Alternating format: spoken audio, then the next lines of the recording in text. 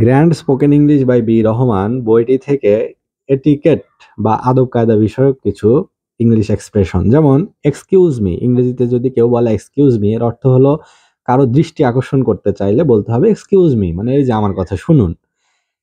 Please, please কখন বলতে হয়? যে কারো কোনো অনুগ্রহ পেতে চাইলে, কারো থেকে কোনো সাহায্য পেতে চাইলে বলতে হয় প্লিজ, অর্থাৎ তাকে অনুরোধ করতে হবে, তাকে রিকোয়েস্ট করতে হবে। এরপরে যদি বলা হয় ইংরেজিতে যে কাম অন ফ্রেন্ড, এর অর্থ কি? যে একটু বুঝতে চেষ্টা করো বন্ধু, বা একটু স্থির হও বন্ধু, অর্থাৎ কাম অন ফ্রেন্ড মানে একটু বোঝার চেষ্টা করো, একটু ম্যানেজ করার জন্য বলতে হয় কাম অন। এরপরে ধন্যবাদ, কাউকে যদি কেউ কোনো উপকার করে বা কোনো অনুগ্রহ করে, তার যে প্রতিদান দেওয়া, তাকে কৃতজ্ঞতা প্রকাশ করা, তখন বলতে হয় কি থ্যাংক ইউ, যে তোমাকে ধন্যবাদ। এরপরে যে ইটস অল রাইট বা ইটস ওকে অথবা ইটস ফাইন, এগুলো কখন বলতে হয়? এগুলো হচ্ছে ধন্যবাদের বিপরীতে সাধারণত এগুলোর যে কোনো একটি ব্যবহৃত হয়। অর্থাৎ একজন যদি বলে থ্যাংক ইউ, তাহলে তুমি প্রত্যুত্তরে কি বলবে? প্রত্যুত্তরে বলবে যে ইটস অল রাইট, যে হ্যাঁ ঠিক আছে, ইটস ওকে, আচ্ছা ঠিক আছে, ইটস ফাইন বা বেশ, এগুলো বলতে হবে যে it's all right, it's okay বা ইটস ফাইন।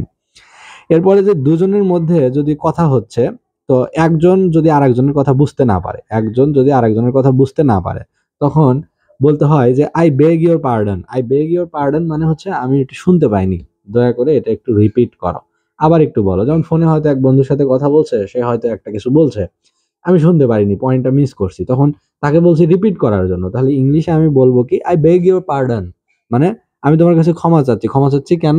যে আই মিসড দ্য পয়েন্ট, অথবা আই ডিডন্ট হিয়ার ইট, আমি এটা শুনিনি, so please repeat it or say it again, যা আবার বলো, এইভাবে।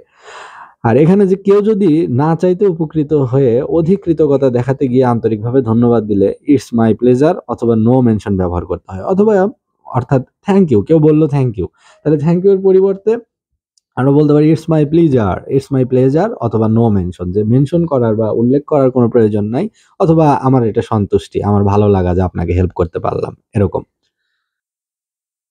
I am sorry, I am sorry কখন বলতে হয়? যে কেউ কারো বিরক্তির কারণ হলে এটি সে ব্যবহার করে এবং এর জবাবে অন্য পক্ষ ইটস ওকে বা ইটস অলরাইট বলবে। অর্থাৎ তুমি একটা কিছু ভুল করেছো বা কেউ একজন তোমার উপরে বিরক্ত হচ্ছে, তখন বলতে হয় কি আই অ্যাম সরি, যে আমি দুঃখিত বা আমাকে ক্ষমা করবেন। তখন এর উত্তরে আবার যাকে তুমি বলছো I am sorry, say reply দিবে যে ইটস ওকে, আচ্ছা ঠিক আছে সমস্যা নাই, বা ইটস অলরাইট, আচ্ছা কোনো অসুবিধা নাই, এরকম।